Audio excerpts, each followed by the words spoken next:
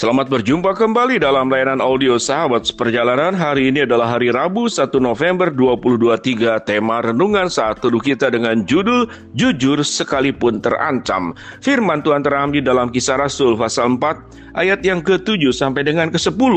Lalu Petrus dan Yohanes dihadapkan kepada sidang itu dan mulai diperiksa dengan pertanyaan ini.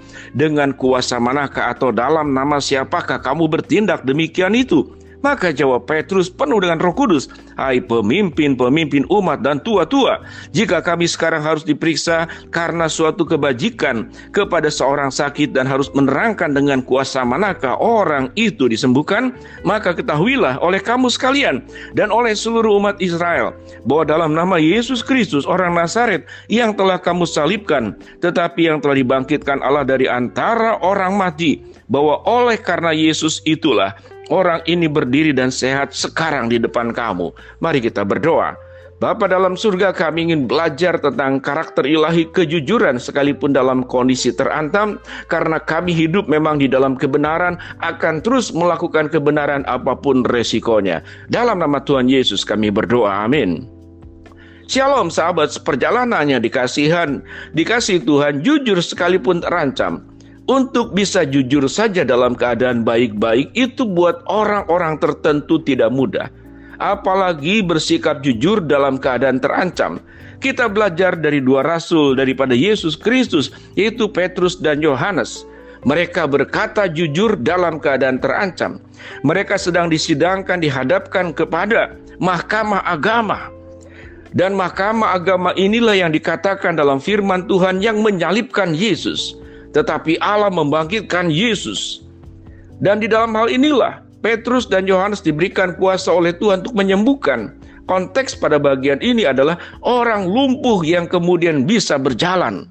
Dan kemudian mahkamah agama, dengan kuasa manakah engkau melakukan semuanya itu? Di dalam keadaan terancam, jikalau Petrus dan Yohanes ingin menyelamatkan diri, maka dia bisa berkata dengan jawaban yang lain. Tetapi mereka dengan lantang menyebut di dalam nama Yesus Kristus orang Nazaret yang kamu salibkan itu. Bahkan kalau kita baca di ayat yang berikut, silakan kamu putuskan apakah kami harus taat kepada Allah atau kepada kamu. Ini adalah kejujuran yang sangat beresiko. Tidak hanya Yesus yang kemudian mati disalibkan, mereka hanya pengikutnya, yaitu Petrus dan Yohanes, mereka pun bisa disalibkan. Tetapi apa yang terjadi? Tidak ada ketakutan sama sekali di dalam diri Petrus dan Yohanes. Mereka berkata lantang, "Coba kamu putuskan apakah kami harus taat kepada Allah atau taat kepada kamu." Dengan lantang, dengan jelas, dengan penuh keberanian dan tanpa takut, menyatakan bahwa Yesuslah Sang Penyembuh. Bahkan sewaktu kita baca pada ayat yang ke-12, dan keselamatan tidak ada di dalam siapapun juga selain di dalam Dia, sebab di bawah kolong langit ini tidak ada nama lain yang diberikan kepada manusia yang olehnya kita dapat diselamatkan. Ayat 11, Yesus adalah batu yang dibuang oleh tukang-tukang bangunan, yaitu kamu sendiri. Menunjuk kamu sendiri. Jadi ada sebuah keberanian yang melebihi daripada mahkamah tersebut, mahkamah agama. Namun ia menjadi batu penjuru.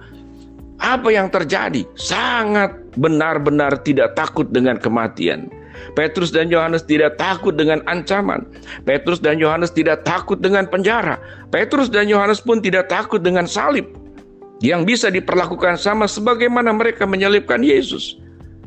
Tentu orang-orang seperti demikian di zaman sekarang kita akan sulit mencarinya, bukan? Ini adalah sebuah ideal tatkala kita diminta, apakah kita bisa menjadi orang-orang seperti Petrus dan Yohanes yang bisa jujur, berani berkata, menyaksikan siapa Kristus di tengah-tengah dunia ini tanpa dikurangi, dengan berani, dan siap menghadapi resiko apapun dalam kehidupan ini.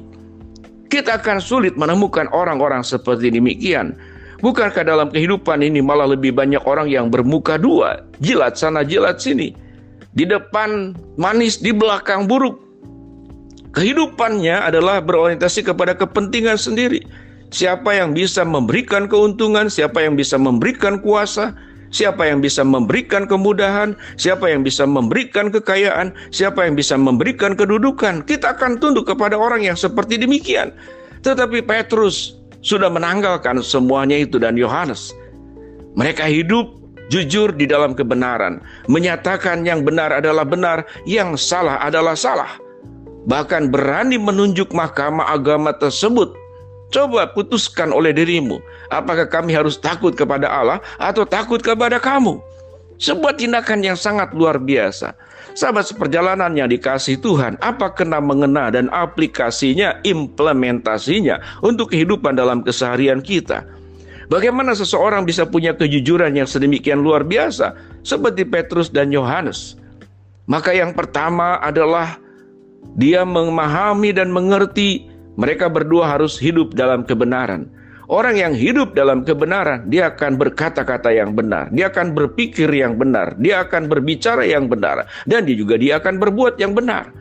Kalau kita memahami bagian konteks, bagian firman Tuhan Allah ini, bukankah kita sebagai anak-anak Tuhan, kita tidak mengalami ancaman seperti Petrus dan Yohanes? Kita tidak sedang berdiri di mahkamah agama, yang nyawa kita itu ada di tangan mereka. Kita hidup di negara hukum. Kalau ada orang yang melukai kita, ada yang mengancam kita, kita bisa melaporkan kepada pihak yang berwenang.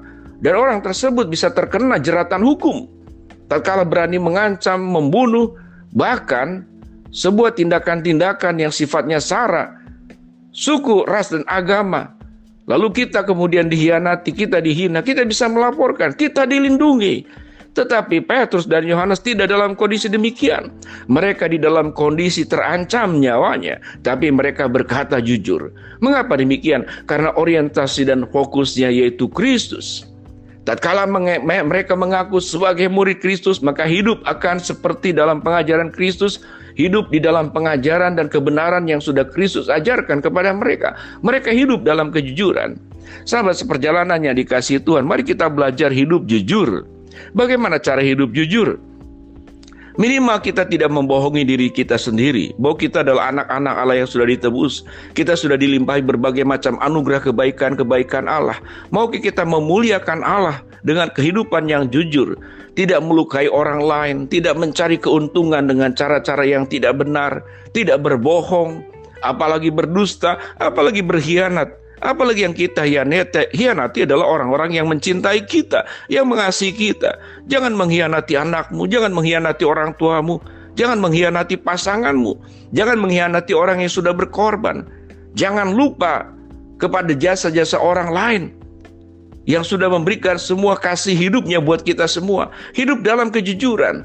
Orang yang hidup jujur, dia akan memberikan rasa aman. Tatkala ada orang mencintai kita, bersepakat dengan kita, membuat janji dengan kita, melakukan sebuah keputusan bersama, kita akan jujur, kita akan melaksanakan, kita tidak akan berkhianat, kita tidak akan berdusta, kita tidak akan berbohong. Betapa mahalnya yang namanya kejujuran. Baiklah, lewat bagian firman Tuhan yang sudah kita pelajari bersama-sama ini, kita jujur dalam keadaan, termasuk sekalipun diancam, sekalipun ini hal yang sulit. Namun sewaktu kita mau menjunjung Tuhan di atas hidup kita dan kebenarannya, kita akan mampu bagaimana jujur sekalipun diancam. Mari kita berdoa. Bapa dalam surga, terima kasih buat kebenaran firman Allah yang sudah kami pelajari. Kami ingin terus belajar hidup jujur di dalam setiap keadaan. Hamba-Mu berdoa buat sahabat seperjalanan yang sedang sakit, Tuhan jamah sembuhkan. Sahabat seperjalanan yang sedang menghadapi masalah, Tuhan bukakan jalan. Sahabat seperjalanan yang sedang berdoa mengharapkan sesuatu, Tuhan kabulkan dengan cara dan waktunya Tuhan. Dalam nama Tuhan Yesus kami berdoa. Amin. Shalom, Tuhan memberkati kita semua.